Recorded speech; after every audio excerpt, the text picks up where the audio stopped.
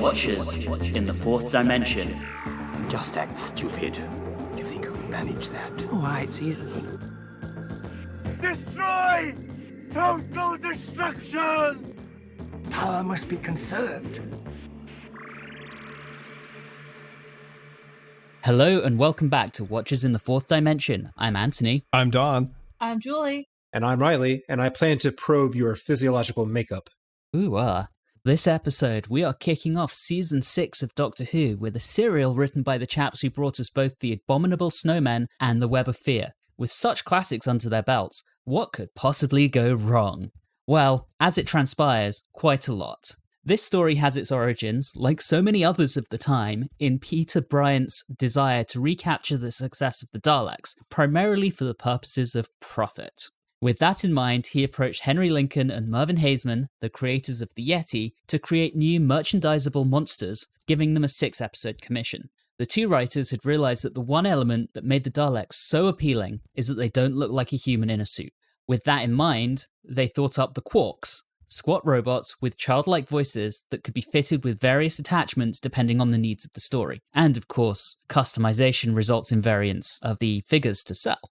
To introduce their new creations, Haseman and Lincoln wanted to get away from the action-based nature of their previous scripts and sought to explore what they considered to be the misguided pacifist philosophy of the hippie movement.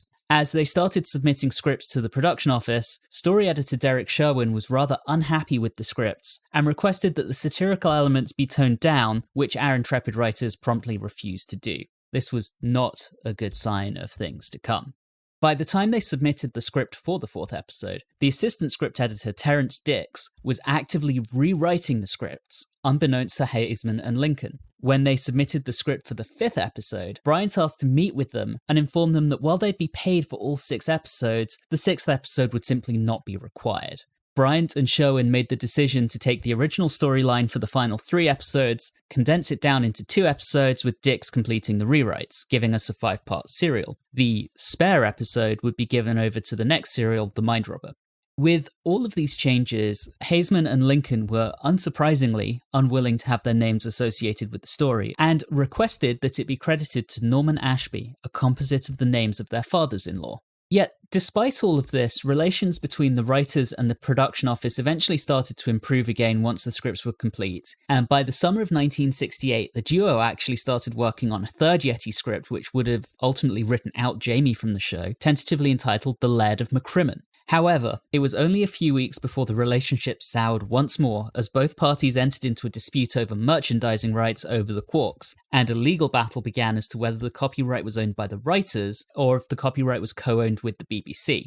Things became so acrimonious that the writers threatened to go to court to prevent broadcast of the Dominators. We should have been so lucky. While a settlement was eventually reached, there was now no question of the duo ever writing for the show again, and The Laird of Macrimmen was shelved permanently. Stepping back from all of the drama with the writers, let's take a quick look at some of the other behind-the-scenes stuff. In the director's seat, we have the return of Maurice Barry, who had previously directed The Moonbase and The Tomb of the Cybermen. This is his last time behind the camera for the show, but he would actually go on to become an actor and will eventually appear in Season 17's The Creature from the Pit. In terms of music, we once again have stock music. Barry Newbury returns as director for the 9th time, having previously and most recently worked on The Gunfighters. And joining him as costumer, we have Martin Bohr continuing his run. So really nothing groundbreaking there, a lot of returning players. Anyway, with that, we move on to our short summary, which is with me this time because you all haven't heard my voice enough. 2 Quasimodo cosplayers land on the peaceful world of Dulcis, with only one goal in mind.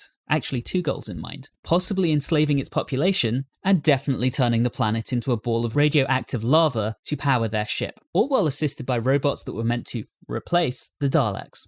It'll never work. Naturally, it's up to our intrepid heroes to save the day. Additionally, one of those 2 Dominators has a penchant for wanting to destroy people, before being told by his superior that they don't have enough energy. Rumour has it that the BBC were thinking about destroying their story in their archives purge, but after giving it one last watch, the powers that be just didn't have the energy to get off the sofa. That's all I got. Let's talk about the story. That does sum up the story. How come we get all these serials where we're missing episodes, and we come across this one, and we have all of the episodes? Because the universe is a cruel, unfeeling place. Speaking of which, before we get into the actual plot, did anyone around this time, go to check in on Martin Bowe and see if he was okay? Were there problems at home? So he actually gave an interview around this, specifically around the quarks, where he talks about them being examples of him not fully thinking through the construction challenges that his designs would pose. Before we even get to them, because I think we should hold them off until the very end of at least this part, much like they did when they held back showing them as if they had something to show. But I'm talking about the men in towel dresses, to start, and the turtle seashell thing on the Dominators, as they're apparently called. Yep. Costuming, yeah, very interesting. I celebrated the costuming in season 5. If this is a highlight of season 6, then I'm sorry. I'm not going to have the same response. Well, Martin Bohr is on his way out. This is his second to last story. And I don't know what happened with the Dominators and the Dulcians. It was very distracting. Let me just put it that way. It was extremely distracting because it started with me going, what the hell? And it just stayed that way through the entire first episode. The robes are so long. It's just so impractical. They lose an entire capacity of one of their arms just to drape over all their robes. And that's for the ones that have the full robes. And then you got the others who are wearing your short skirts. And I think part of it was just Jamie has been flashing the Doctor half this time. So we need to have other people flashing other people. So I guess. Don has questions. I do. Why are the Dominators dressed like Teenage Mutant Ninja Turtles? Why are the Dulcians dressed in wearing dresses? And also, why is one of them played by, looks like Roy Kinnear? It's so strange. Oh, Roy Kinnear. The whole thing, even I knew that I might be in trouble, and I was, when we got our first special effects shots of the Dominator craft coming down, and I'm like, oh, at least you tried. Here, there you go. They're so cute. I actually liked them. I thought that was convinced. some fairly neat model work to begin with. The model work, yes. I'm talking about the actual shot of it landing. Yeah. But I will tell you something that I almost liked. Almost. This will probably be the end of my praise for this serial, where we spend a pretty good chunk of the first episode getting to know Cully. Was that his name? Yes. And his group of teenage people, including someone I want to nominate for the camp count. Ooh. The taller, skinny dude that sounded like he was late to the orgy. He was very camp, and it kind of made me laugh. But we spent a big chunk of time getting acquainted with these people, and then they just all get blown up. And that would have been so much better if they hadn't gone ahead and blown the reveal of the Dominators. They could essentially have the same conversation twice before they blow them up and afterwards. I had a comment here and it says, I learned their names and then they died. Yes. Before we get too far into the story, Don, you mentioned the two actors who played the Dominators. I do just want to preface this with a quote from Maurice Barry, the director, who said about this story, and I quote, I think the best things about the Dominators were Kenneth Ives and Ronald Allen, the actors playing the title characters. They were brilliant, but apart from them, I didn't think it was a very good serial at all. And that's from the director. He's right. Yeah. It's not very good. I think from an acting perspective, I think they were great. They did what they needed to do. They had that dichotomy going on, good cop, bad cop thing, if you can even call it that, because they're both Dominators. But you're welcome. Is Dominators going to become the weed joke of this episode? It was obviously going to happen. You know what? It's not even that for me. It's that, okay, your race is not called the Dominators. You made that up. You did not come from Domina or whatever. That was clearly thought up by the marketing department. Or maybe as just a race of people, maybe they just wanted to have a really, badass name. Like, seriously. Like Sting calling himself Sting. I mean, obviously, the Dominators and the Ward need to get together because I think there's some fetishes going on, and I think they would get along fabulously. I think you're right. But I think if they had reversed that, if they had been called the Quark or Quarks, and the robots were called the Dominators, it would make some kind of sense, because a Dominator is a function. It's not the name of a people. Thank you for coming to my TED Talk. I did get the impression that maybe Dominator was the rank, because I thought I heard something, and maybe I misheard it, that the second one, there was Rhaego and Toba. Toba was like a trainee Dominator or something like that. Probationary Dominator? Something along those lines. Probator and Navigator. How do you like my dominating? Please call this number. After that little group that we got to know gets killed, 8 minutes into the episode, our heroes actually show up. And it's wonderful because the doctor pulls out a beach chair and a blow-up volleyball, and they're going to have so much fun. I did like the continuity. He complains about being tired from mental projection, and of course that's where we left them at the end of the wheel in space. He was projecting the story from the evil of the Daleks, so he's tired from that, which I kind of love. I'm sure that was exhausting. I did like the beach ball, though. There was some good comic timing around that. Just as the Doctor's talking about how peaceful the planet is, the Dominators immediately blow up the, I don't want to say spacecraft, the watercraft that the Dulcians arrived on the island in. Mm-hmm. So, and then they discover the nuclear test site and the war museum, and it's like, oh, well, maybe it's not so peaceful. This story's going differently to how the Doctor expected. Very convenient that they landed in the one place on the planet that had a war museum. The one place on the planet called Death Island. Yes. That's... Bit melodramatic. As conveniently, we meet another group of random Dulcians who... look very similar to the others. Yeah, I even note that they have a replacement hot blonde. They do. I mean, they had one in the first group, they've got one in the second group. I mean, it's very mix and match. Women don't take a lot of priority in this serial. No. That's what I noticed. No one really does. No one really takes priority in here. Although Zoe did get some good moments. She got to be smart. Yes. Oh, before we move too further on, Don, you mentioned the camp count. I do want to call out that the quarry goes up by 2 because this was filmed in 2 different quarries. Oh, so it wasn't just one quarry. It was 2, and one of them was the exact same quarry that we had for the Tomb of the Cybermen. Double quarry domination action. Lovely. Yeah, and that's my TED Talk, your quarry facts for the episode.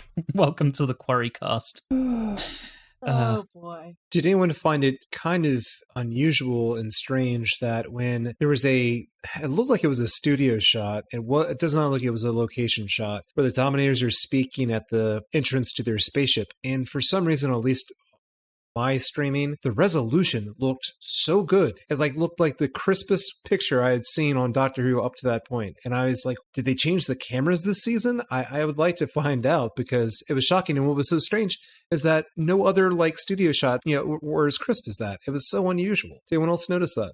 No. Maybe it was just No. maybe I have bad Wi-Fi and that just happened to come through good. And now I'm just like, oh, that was it. All right, Reilly's got to go back and rewatch everything now.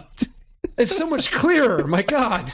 If I recall, we had some parts of the Tomb of the Cybermen that were similar, and I think that was just Maurice Barry liked to use, and I might be misspeaking and completely imagining this, but if I recall correctly, he liked to use film in places where other directors may have not used film and have used videotape. So that wouldn't entirely surprise me if maybe there were a couple of shorter shots that were studio-based that he did do on film. You might be onto something. In my headcanon, Reilly's been watching old episodes of Z-Cars this entire time.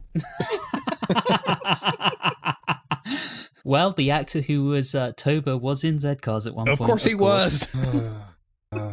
They all are. One day we'll get to a point where there's a serial where one person was not in Z-Cars. Yeah, that day isn't coming anytime soon. But we will celebrate it when it does. Yeah. So I know we've touched on the quarks before, but I think they're adorable. Absolutely. They are not menacing at all, but I love them. I hate and them. their voices are great. I hate them so much. Oh my God, they are so inappropriate for the story that they're in. No, you're not wrong, but I love them. For something interesting, the word robot turned 100 years old this year. What? Aw. I will not derail us too much further with that. Other interesting things, our hero is a middle-aged balding guy who's the son of a really old boring guy. So that's neat. Just touching on the first appearance of the quarks, I do actually like that shot of the 2 quarks on the top of the hill in the quarry being joined by the Dominator. That I actually thought was quite good. There was that zoom effect from below. Yep. I thought that was a piece of really, really good direction. But then we hear them speak and they sound ridiculous, and that's somehow our cliffhanger. Yeah. On to episode 2. while some other things were lacking, I think some of the set design was pretty good because I really actually liked the Dominator screens. I don't understand how you could actually tell any information off of them, but I like them from a looks perspective. The super trippy psychedelic control panels? Yes. They had some nice drawings that you could see, I think, when they were standing in front of it, that were supposed to represent circuitry or something, I guess. I thought that was nicely done. Yeah. I think they did well with set design. I actually thought there were some cool concepts in the Dominators spaceship. The way that the Doctor and Jamie were kind of bound to the wall early in the episode. I liked that a lot. This is the episode where they get pushed up on the wall and then they do that little camera editing where it seems to be that Jamie gets pushed on the wall and then slid down onto a table beyond his control, which I thought was a cute little trick. It wasn't well executed, but it was a cute little trick. And they mentioned Jamie only has one heart. Yeah. And Jamie gets probed. By the Dominators after being bound to the wall. I just want to save Jamie this whole time. I was like, I want to save you. You'll all be fine. But for me, the big thing was the one guy just wanting everyone dead. It got really obnoxious really fast. It's because it was every scene. Them having this, I want to kill... Don't kill people. We don't have the power. I am going to kill people. They insulted my puppy. Dude. Repeat for 5 episodes. By episode 5, we definitely know how it's going. He's going to show up, try and start killing people. The other one will show up and be like, stop. It's like, we're blowing the planet up, okay? They're gonna die. And like the more and more that you bother these people, the more and more they kill your quarks. So like if you just ignored them, you could actually get your shit done. Okay, if you're a planet conquering people and the planet you get defeated on is inhabited by these dull, passive, stupid old men that would rather not do anything in case they make a mistake, if that's where you lose, every other planet is immediately going to go, oh my god, these guys suck, and your empire is done. Yep. Yep. Speaking of the people who are completely dull, they kind of reminded me of the Guardians in the Ark. But worse. Yeah. But, just that kind of level of like, we're going to stand around in togas and try and be incredibly nice, but really do nothing except put ourselves in danger. They weren't all that nice. They weren't. They were kind of jerks. Yeah, because you had Cully, who was different from everyone else, and apparently being different from everyone else and having ideas is a terrible thing. Mm-hmm. And they were jerks about it. I don't see how their civilization could have advanced to the point that it did, or that they ever actually developed nuclear anything. Yeah. I think what happened is I think they had done all of that technological advance before all that, and then hit this peak or something, and then that's when they turned passive. I guess, but they just have no motivation, and I understand what they were trying to make fun of, the peace-loving pacifist hippies. Hippies weren't like that. They did stuff, they were just nonviolent. These guys were just complete passive characters. They'll just let whatever happen to them. And I do want to touch briefly on the hippies. This was broadcast at exactly the same time that the peace protesters were being beaten by the cops at the Chicago protest that was going on at the same time as the Democratic National Convention in the US. So you literally had police brutality against the people that this is meant to be making fun of. It was very, very tone deaf. Just wrong-headed. Yeah. Yep. The Dominators' testing of the Doctor and Jamie was pretty funny, though, where he has to put together a very easy child puzzle. But, to make it challenging, we're going to electrocute you because that'll test your intelligence. I call it the pain puzzle or the Gom Jabbar. But they did have their copy of Excel 1.0 showing stuff up on one of their screens. I can't remember if that was the Dominators or our boring people, but the dullards. After that scene, did Jamie give him smelling salts? I must have missed that. Okay, it looked like he did, which I was like, 1, does he have them? 2, I didn't think the shocks were that bad, and it's just strange. It's fine. If he did, it was in a spore, and it's okay. What I did like is we did get a little drop of nasty little beasties in there. I was cracking up at the Doctor referring to the rest of the population as the clever ones. And Jamie saying, everybody always wants me to shut up. Oh, and did we also notice that the women's clothing for the Dulcians were very revealing? Yes, especially for our second blonde girl. Yeah. Yes. They had to make replacement Hot Blonde look her best, obviously. I just sat there Jesus. looking at it, and I was like, "This is what they have their women wearing, but they're past the fit."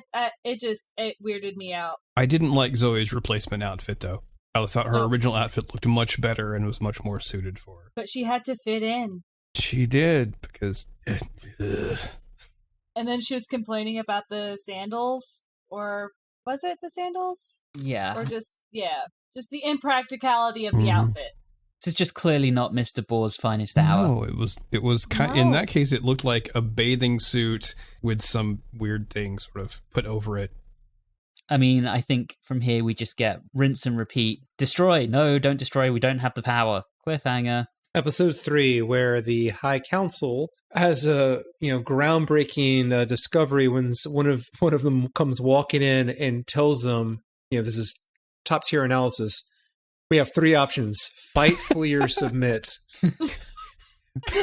I'm glad he came in there to inform them of this.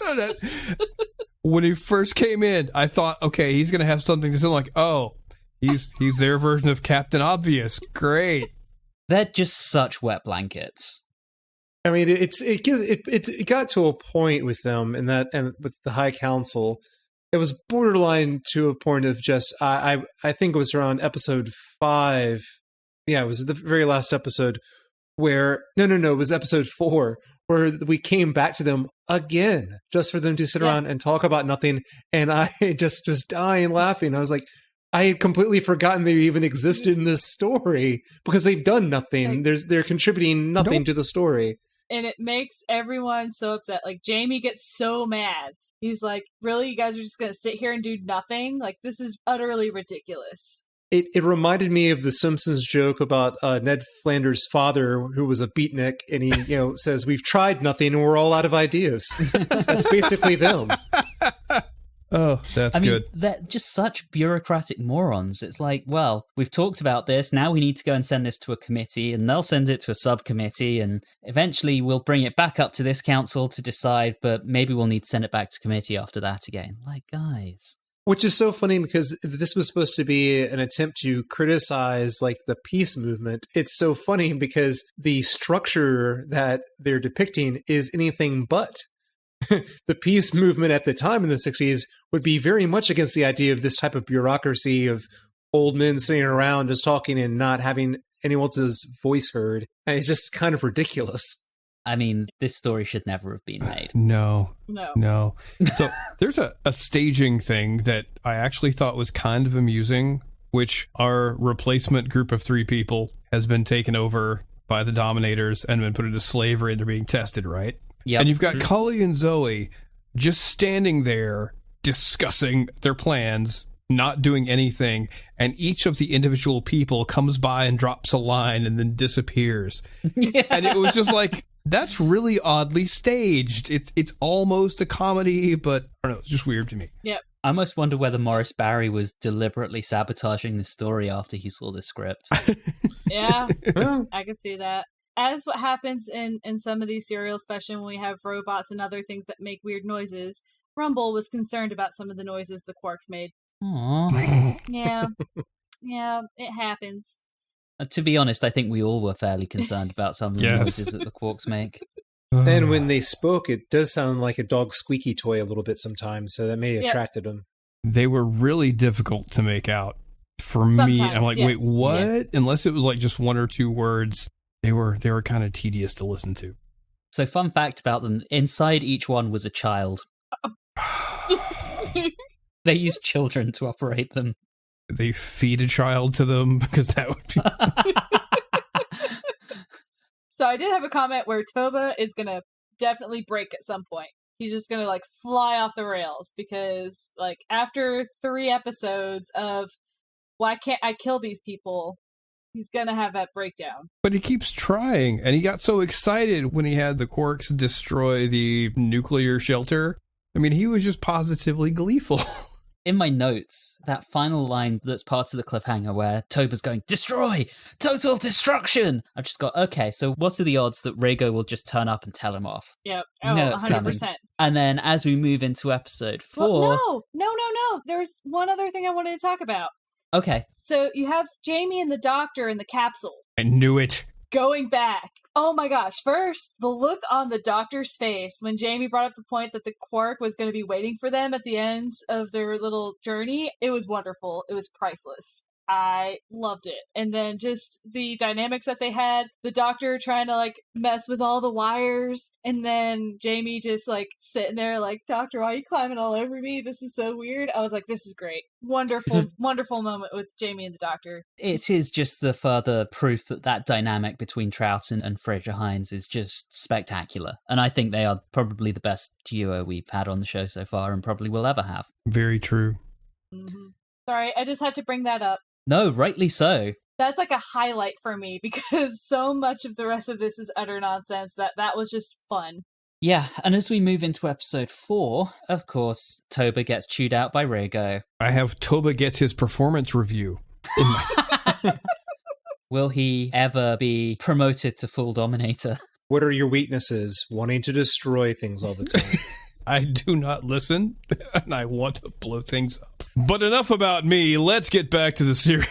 Let's get back to the serial. So now we get Jamie and Cully together, and I think this is another time where if they wanted to have a big finish story, I could get behind a Jamie and Cully episode or two. Once again, big finish. Are you listening? 3 ideas for you. Julie mentioned her highlight was the Doctor and Jamie in the capsule. I think my highlight was Cully and Jamie. I liked that little duo. I really enjoyed their battle plans that they apparently took from Wile E. Coyote to attack the Quarks. I also enjoyed Jamie saying, "Take this, you wee tin kettle." It was fun. It really like gave me something to liven up other than just the drudgery of cutting back to the council, the Dominators having an intermarital squabble. I was just glad that there was like something joyful to carry us through on what is usually like the slower parts of a longer serial. Yeah, I think episodes 4 and 5 benefit from the fact that they are 3 episodes condensed down into 2, at least story-wise, which cuts out some of the padding we would normally get in a 6-parter. Yeah. Yep. Particularly around the episode 4 mark. And because I have to bring it up every single time that it happens, I'm sorry, everybody, but this is the point in which Cully looks up Jamie's kilt. You're welcome, everyone. We knew it was coming. When someone wears a kilt for 3 seasons, it's gonna get brought up. I might want to rephrase that. Thanks, Don. You're welcome. So where do we even go from here? I mean, this is just so monotonous and arguing and slavery and more drilling. There's a lot of drilling in this Dominator serial. There's drilling, which, I was like, what in the world are we doing the drilling for? So there was that. I think the big thing is, like, does the Doctor, I think it was the Doctor, does he just keep a Geiger counter in his pocket? I mean, I think he has transcendental pockets at this point. So he has Mary Poppins pockets. Yeah. Pretty much. Okay. I mean, they eventually combined all that kind of stuff into the sonic screwdriver, but yeah. At this point, it's still mostly used for screwing things in and unscrewing things. Is it this episode or the last episode where we finally find out what the Dominators are actually doing? It's the next episode. Okay. I have thoughts on that. Yep. So, anyway. I think we just end with unnecessary killing and, like, one of the councilmen, the youngest one, got killed. Yeah. Mm-hmm. Yeah, which was kind of nice because, okay, I will admit I did enjoy it when our primary a-hole, Ragu or whatever his name is, goes into the council and just basically starts slapping him around. Yeah, the Dominator is dominating at that point. At least kind of amusing. One thing I noticed about his character, at least when he was dealing with Toba, and I think he did it a little bit with the council, is he wouldn't look at people. He was always looking off somewhere else. The actor who plays Rego, Ronald Allen, I think he's very, very, very good, and we'll see him again in a different role next season. But I think he's outstanding here. I agree. It's an interesting choice. I was just wondering if anyone else noticed that, where he just... No, I definitely noticed that. It's like he doesn't care. They don't deserve his attention. Yeah. Thinking about Don's comment, maybe that's what they should have named the serial, the A-holes. That would have been more appropriate.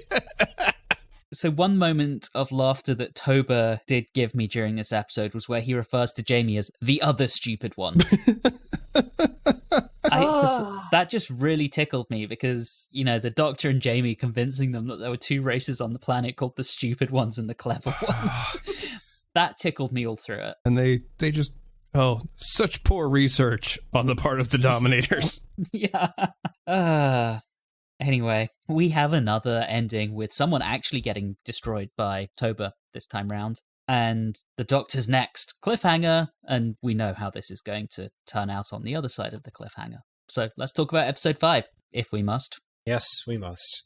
This is where I believe Jamie and Cully, move on and now start using Kevin McAllister style warfare on the corks. Yes. Well, his plan to catch it in a sheet, but then he actually trips it, sits on it, and then covers it with a sheet. Right. So, Oh no, sheets. A cork's one weakness. Just needed the tarantula, the iron, and the Christmas ornaments, and we're all ready to go.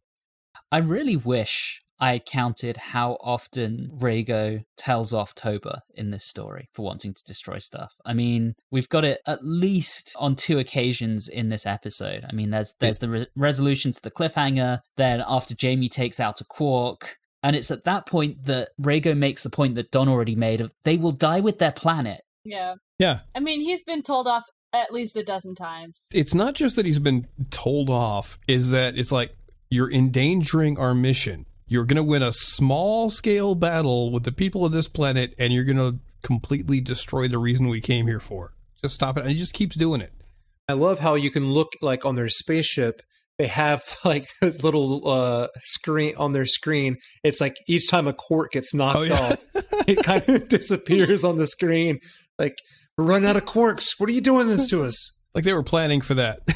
It reminds me in all those, sci-fi shows where, like in Star Wars, you got your X-Wings, and it's like, oh no, another X-Wing's been destroyed. Yeah, I was thinking it was maybe because of the time period and the quality of the sets. It looked like a Price is Right pricing game. Like, oh, how many quarks are going to die because you guessed that this tube of toothpaste was this much instead of this much?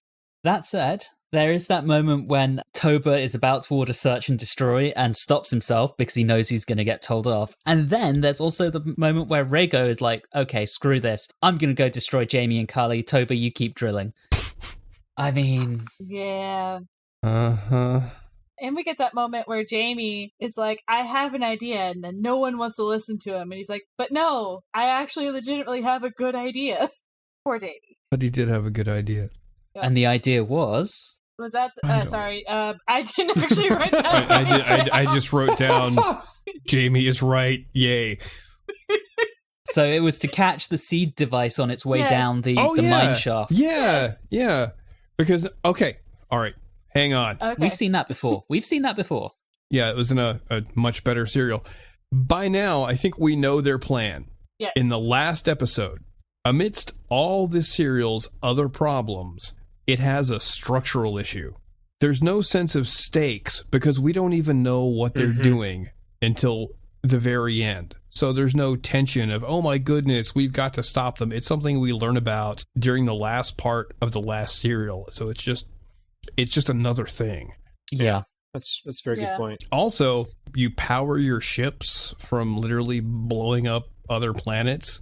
Yeah, they used the residual radiation somehow. I think there was a line in there about it being the radioactive dust, which made a little bit of sense.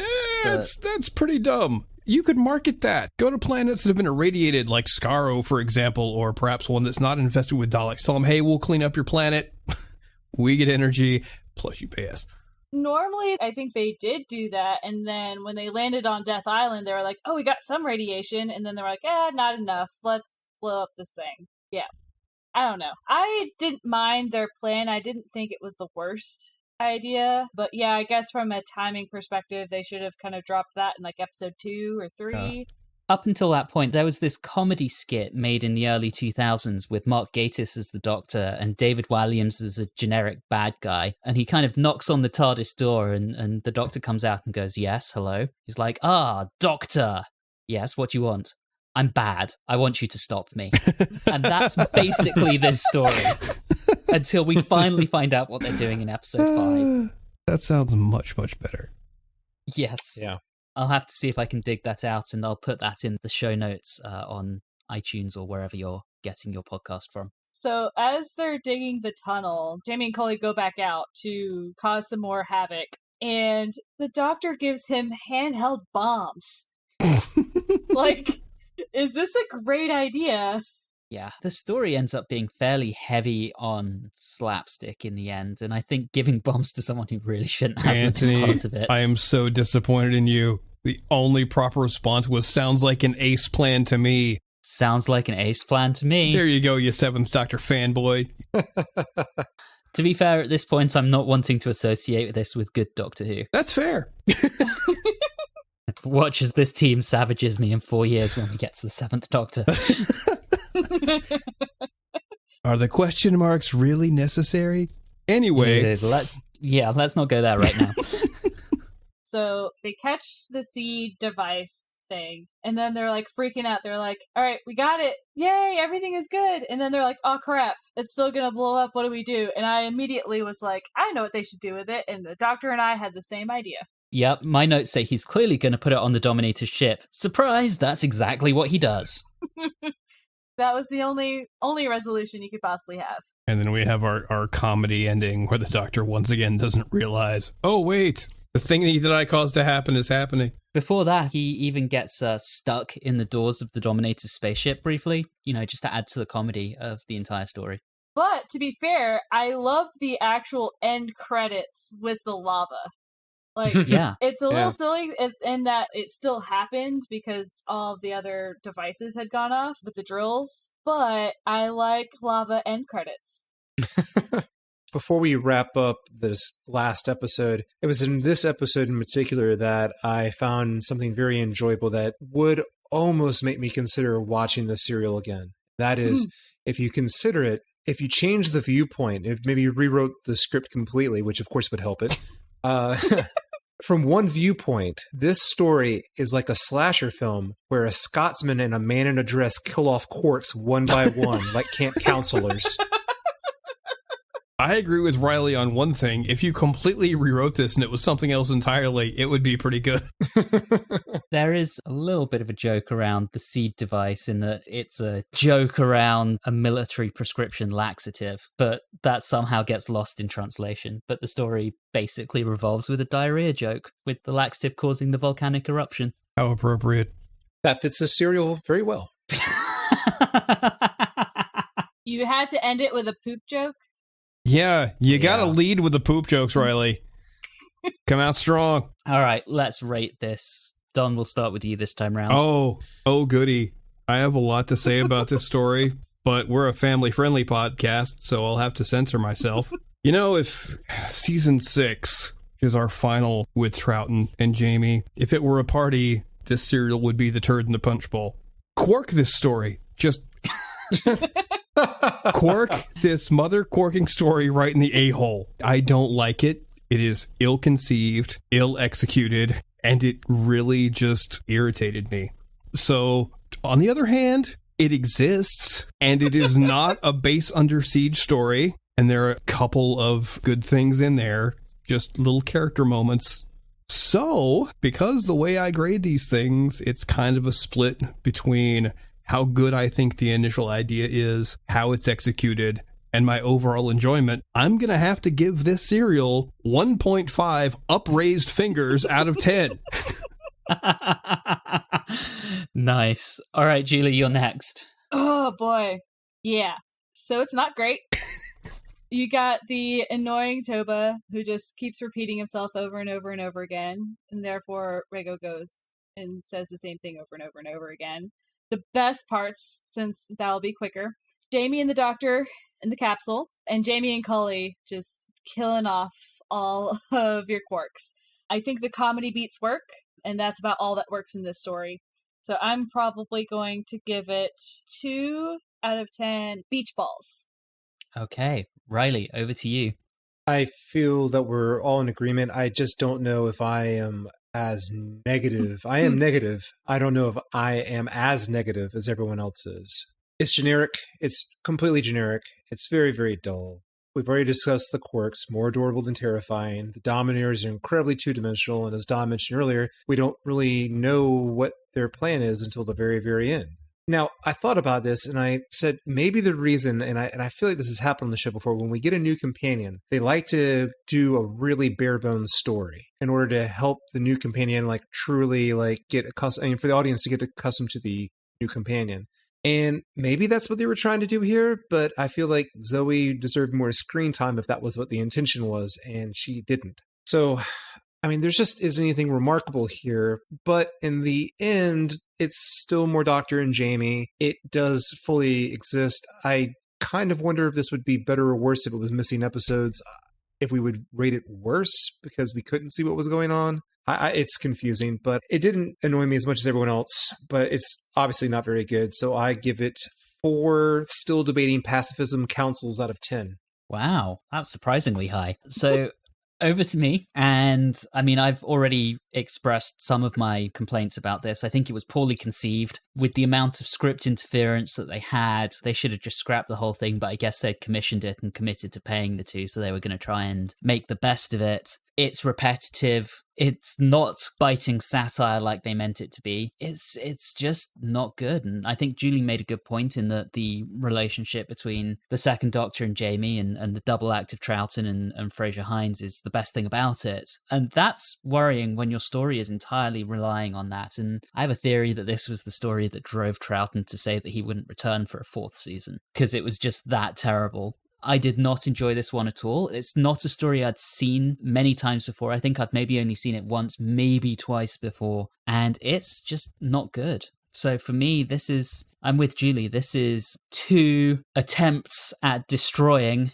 out of 10, which means this story has an average between the 4 of us of 2.38, which makes it the worst Doctor Who story we have covered to date. It was worse than the Smugglers?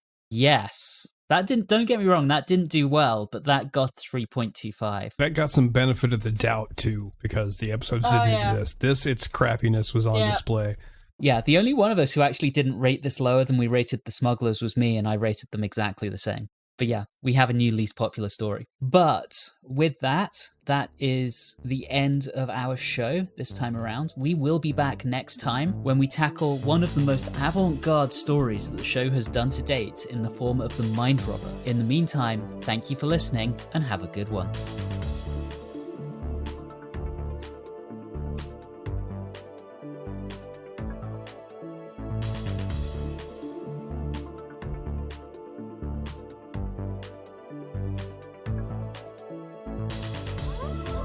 You have been listening to Watchers in the Fourth Dimension with Don Smith, Reilly Schreck, Julie Philippak, and myself, Anthony Williams. This episode, Replacement Hot Blonde, was recorded on Wednesday the 13th of January 2021. In the meantime, our previous episodes are all available on your favourite podcasting app. You can interact with us on Facebook, Instagram, and Twitter at Watchers4D. You can also email us at watchers4d@gmail.com. If you're enjoying the show, please do subscribe and leave us a review or rating on your favourite podcasting app. All of those things really do help the show. And always remember, if a story is going to be terrible, it might be worth scrapping entirely, no matter how much money has already been invested.